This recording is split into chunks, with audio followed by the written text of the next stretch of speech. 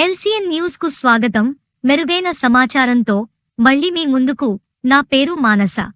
నెల్లూరు జిల్లా ఆత్మకూరు క్రిస్మస్ పర్వదినం సందర్భంగా ఎడ్నమ్మ క్రిస్టియన్ మెమోరియల్ ఫౌండేషన్ ఆధ్వర్యంలో సోమవారం పేదలకు బట్టలు పంపిణీ మరియు అన్నదాన కార్యక్రమాన్ని చేపట్టారు.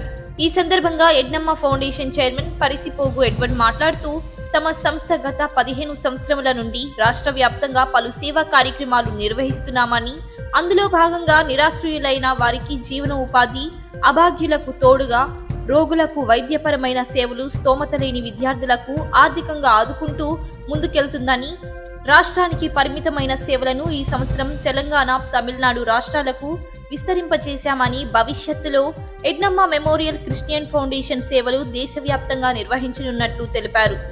ఎడ్నమ్మ మెమోరియల్ క్రిస్టియన్ ఫౌండేషన్ 2008వ సంవత్సరంలో ప్రారంభించబడింది.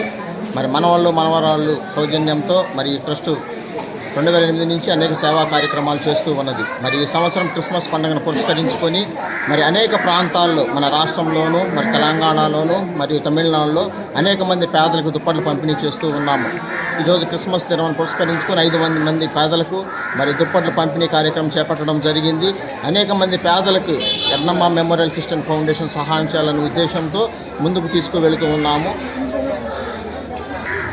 క్రిస్మస్ పండుగను పురస్కరించుకొని మధ్యాహ్నం పేదలకు 300 మందికి అన్నదాన కార్యక్రమం కూడా ఏర్పాటు చేయడం జరిగింది. భవిష్యత్తులో ఎడ్నమ్మ మెమోరియల్ క్రిస్టియన్ ఫౌండేషన్ ఇంకా అనేకమైన సేవా కార్యక్రమాలు చేస్తూ ముందుకు వెళుతూ ఉన్నదని తెలియజేస్తూ ఉన్నాం. ఎడ్నమ్మ మెమోరియల్ క్రిస్టియన్ ఫౌండేషన్ పేదలకు సహాయం చేయాలనే ఉద్దేశంతో ముందుకు వెళుతూ ఉన్నది. ఎక్కడ ఏ అవసరత వచ్చినా పేదవారికి సహాయం చేయడమే ముఖ్య ఉద్దేశమని ఈ సందర్భంగా తెలియజేస్తూ ఉన్నాం.